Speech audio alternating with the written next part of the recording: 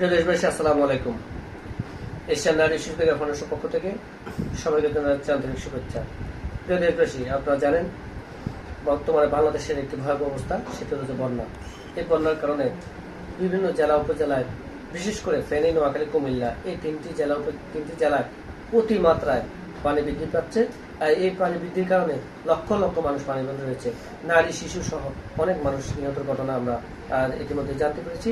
এমন অবস্থায় এশিয়ান নারী শিশু ফাউন্ডেশন আগামীকাল এই উদ্ধার কাজ এবং তাদের বন্যার্ত মানুষের পাশে দাঁড়ানোর লক্ষ্যে আগামীকালকে এশিয়ান নারী শিশু ফাউন্ডেশনের একটি টিম এই ফেনী, নোয়াখালী এবং কুমিল্লার উদ্দেশ্যে রওনা হবে। আমরা সবাই আমাদের জন্য দোয়া করবেন। আমরা চাই যতটুকু সম্ভব আমরা যতটুকু সামর্থ্য আছে সেই সামর্থ্য নিয়ে আমরা তাদের পাশে থাকার চেষ্টা করছি। আপনারাও যার যার যে সামর্থ্য রয়েছে, যার যতটুকু সামর্থ্য থাকবে, অবশ্যই এই বন্যার্ত মানুষের পাশে দাঁড়াবেন। আমরা যদি সকলে মিলে সম্মিলিতভাবে এই বন্যার্ত মানুষের পাশে দাঁড়াতে পারি, তবে কিছুটা হলেও এই বন্যার্ত মানুষের কষ্ট লাগবে, সহায়ক ভূমিকা রাখবে।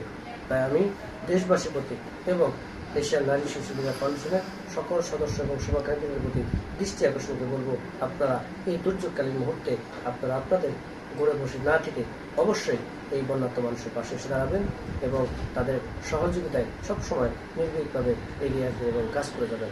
এটা আপনাদের কাছে প্রত্যাশা করছি। পাশাপাশি দেশের সকল বিত্তশালী, বিত্তবান এবং সরকার সহ সকলকে উদাত্ত আহ্বান জানাবো, আপনারা আসুন, আমরা সকলে সম্মিলিতভাবে প্রচেষ্টায় আমরা এই বন্যার্ত মানুষের পাশে দাঁড়াই এবং বন্যার্ত মানুষের সহযোগিতায় যার যার সামর্থ্য অনুযায়ী এগিয়ে আসি। সবাই ভালো থাকবেন, সুস্থ থাকবেন এবং আগামীকাল আমরা যে ত্রাণ সামগ্রী নিয়ে আমরা ফ্রেন্ডের উদ্দেশ্যে রওনা হবো, এই জন্য আপনারা সকলে আমাদের জন্য দোয়া করুন। আমরা যেন সবসময় এই অসহায় মানুষের কল্যাণে নিবেদিতভাবে কাজ করে যেতে পারি। আপনারা জানেন ইতিমধ্যে আমরা সিলেটের যে ভয়াবহ বন্যা হয়েছে, সেখানেও আমরা আমাদের সাধ্যমতো আমরা বন্যার্ত মানুষের পাশে দাঁড়িয়েছি। এখনও এই বন্যার্ত মানুষের পাশে দাঁড়ানোর লক্ষ্যে আমরা আগামীকাল আমরা আমাদের একটি প্রতিনিধি টিম ফেনীর উদ্দেশ্যে রওনা হবে। আমাদের সংগঠনের সম্মানিত চেয়ারম্যান লাইন Zafrullah, doctor S M Aziz সহ আমাদের অনেক সিনিয়র ব্যক্তিরা এবং সংগঠনের নেতৃবৃন্দ আগামীকাল আমরা ইনশাআল্লাহ রওনা হবো। আপনারা আমাদের জন্য দোয়া করবেন, আমরা যেন সবসময় অসহায় মানুষের কল্যাণে নিবেদিতভাবে ঝাঁপিয়ে পড়তে পারি এবং তাদের পাশে থেকে তাদের মানুষের জন্য কাজ করে যেতে পারি। এটি সকলের কাছে প্রত্যাশা রাখি।